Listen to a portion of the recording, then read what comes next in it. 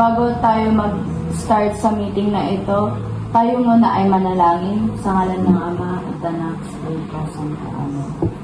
Panginoon, kami po ay nagpapasalamat sa pagkakataong ito na kami ay muling nagtipon. Gabayan niyo po kami sa aming pagpupulong ngayon. Bigyan niyo kami ng karunungan, pagkakaisa at malinaw na isipan upang maging maayos ang aming mga pag-uusap at desisyon. Naway lahat ng aming gawin ay maging ayon sa inyong kalooban. Amen. Sa ngalan ng Ama at Anak at Espiritu Santo. Amen. Magandang hapon sa inyong lahat. Simulan na natin ang pagpupulong na ito. Ang ating paksa ng meeting ngayon ay ang panukulang proyekto na pinamagatang Kukuri Training para sa kabataan ng Pugulan Union. Bago tayo magsimula, magsagawa muna tayo ng attendance check. Nandito ba ang pangalawang tagapangulo? Present po. Leslie, Present po. Liam, Present po. Charlotte. Present po. Kumpleto tayo. Maaari na tayo magpatuloy sa talakayan. Ang layunin ng proyekto na ito ay bigyan ng Kukuri Training ang mga kabataan sa Pugulan Union.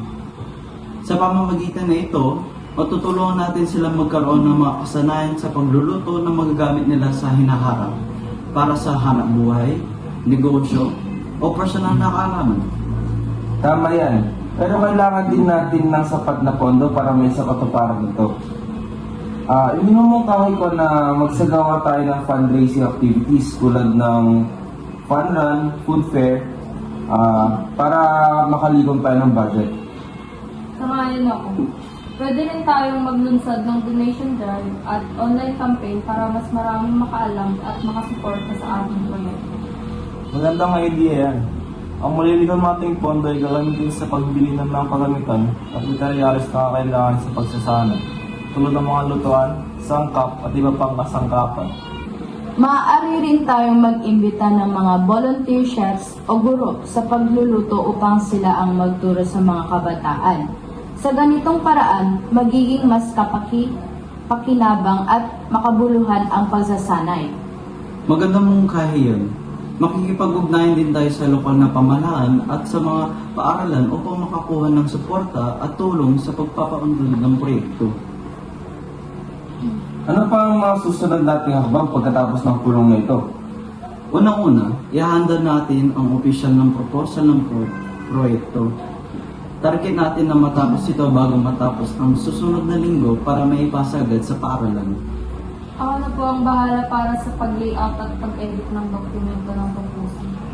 Ako naman po maghanap ng mga posibleng sponsor o donor na makakatulong sa atin. Ako naman po ang gagawa ng mga poster at online materials para sa ating fundraising activities. Maganda yan.